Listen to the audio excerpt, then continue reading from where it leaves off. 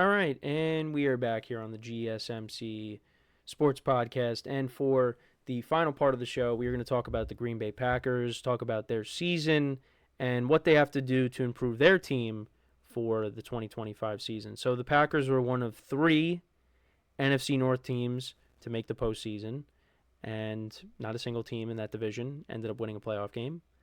They got knocked out by the Eagles. They began their season against the Eagles and lost, and they ended their season against the Eagles and lost.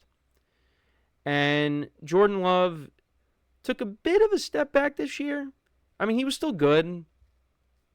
25 touchdowns, 11 picks, only threw for 3,389 passing yards, which I think was a step down from the year before, because the year before, I mean, it was a roller coaster of a season, but he finished with 32 touchdowns. Now, he did miss some games, had some injuries, got hurt first game of the year against the Eagles in Brazil, the second to last play of the game. And then, also got hurt against the Jaguars as well. Yeah, he got banged up. And Malik Willis came in and did a nice job filling in. The Packers won a couple of games early on in the season against a couple of AFC South opponents, the Texans, not the Texans. Well, they did beat the Texans with Jordan Love, though, but they beat the Titans and the Colts. And, they were able to tread water until Jordan Love came back. But, the Packers receivers, we've talked about them a little bit. And nobody really, I thought, took that next step. Now, Jaden Reed ended up being their leading receiver. But he only had 857 receiving yards on the year. And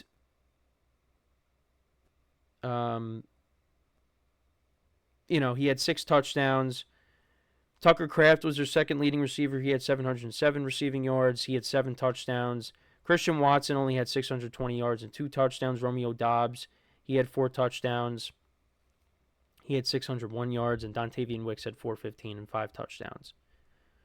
But the Packers need to address the receiver position, and there's plenty of receivers out there that they can go out and get. Trade for maybe a DK Metcalf. Devontae Adams maybe can make his return to Green Bay. So, yeah, that's an area that they're going to have to address. However, a couple of free agent moves that they made last offseason, and they really knocked it out of the park with them. Josh Jacobs on offense. He was their best player on offense. 1,300 yards rushing, 15 touchdowns on the year. He was a stud for them. That was a good pickup. And then also on defense, Xavier McKinney, getting him from the Giants. That was a solid move. He finished with 8 interceptions on the year, 85 tackles, 11 passes defensed. Really put together a good year. Packers knocked it out of the park with those moves. Now, this offseason, we did talk about it.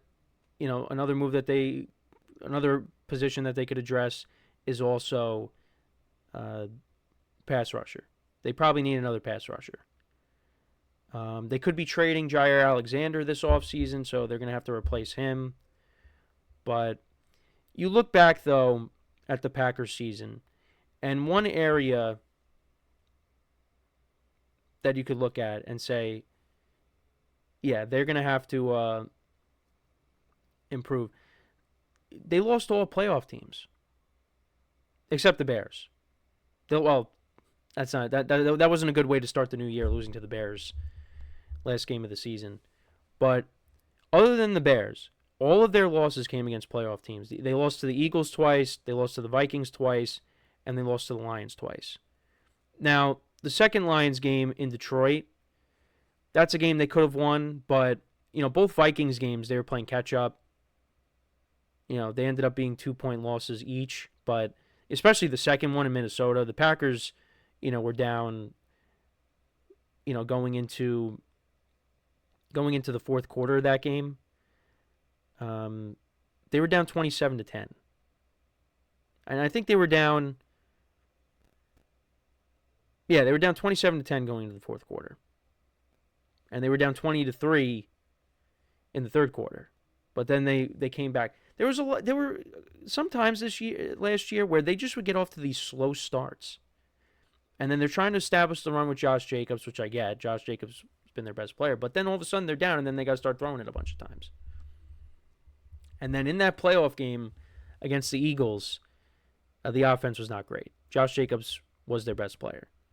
He had that touchdown run where he was just barreling over people and dragging people to the end zone. But Packers got the ball to start the game, and then they turned it over immediately. But many people think that Keyshawn Nixon did have possession of the ball, and he believes he had possession of the ball. So, yeah, I mean, it's just against these top-tier teams in the NFC, the Packers just could not deliver. And they're going to have to improve on that next year. And next year is a big year, I think, for Jordan Love to bounce back. I do think injuries kind of had a role.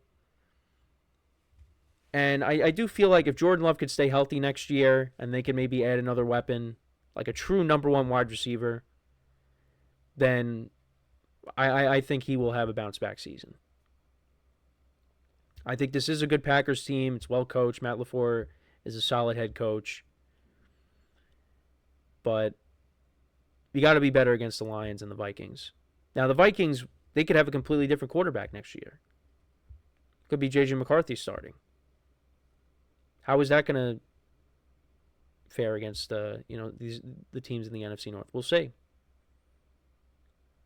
But the Packers need to be better against good teams. And, going 1-5 in your own division, it's not good. Because, I mean, you look, Packers ended up finishing 11-6 on the season. And all of their losses, basically, came against their own division. And the Eagles. They went 5-0 against the AFC. They went 6-6 against the NFC. They were 6-3 at home, 5-3 on the road. But yeah, 1-5 in their own division. They had the same divisional record as the Bears. And the Packers, they could have lost. The Packers easily could have had the worst divisional record. Because if the Bears field goal, if Carlos Santos' kick doesn't get blocked by the Packers go 0-6 against their own division. And that's unheard of. But times are changing. And this division is going to be even better next year. Because you would figure the Bears are going to be better. The Lions aren't going anywhere. The Vikings, I do worry that there could maybe some kind of drop-off next year. I mean, because it's going to be hard to, win 14 games again. But once again, I go into next year thinking, how's the quarterback position going to be for the Vikings? Because if it's not Sam Darnold, it could be J.J. McCarthy. And J.J. McCarthy's coming off of an injury. How is he going to be? Who knows? But Packers are going to have to step it up. And looking at their cap situation and what kind of moves that they could possibly make. So right now, they're sitting at $45 million in cap space. So,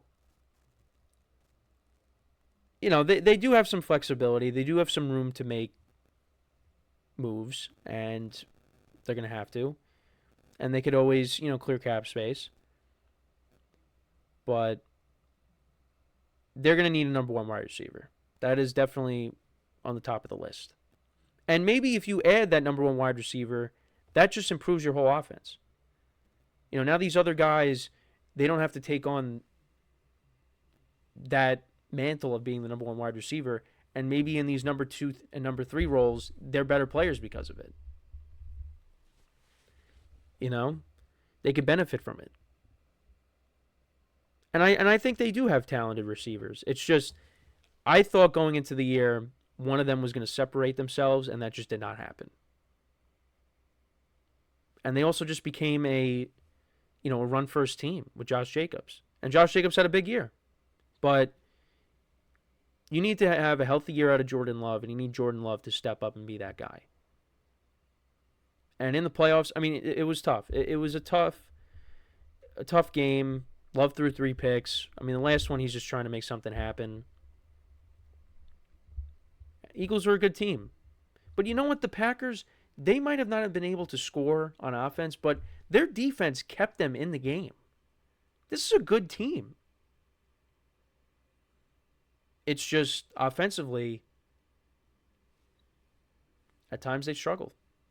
And they struggled against a very good Eagles defense. And, they're going to have to bounce back next year. And I thought that they were going to be a top 2 team in the division. I thought that they were going to, give the Lions a run for their money. But it ended up coming down to the Vikings and the Lions. That's what it came down to.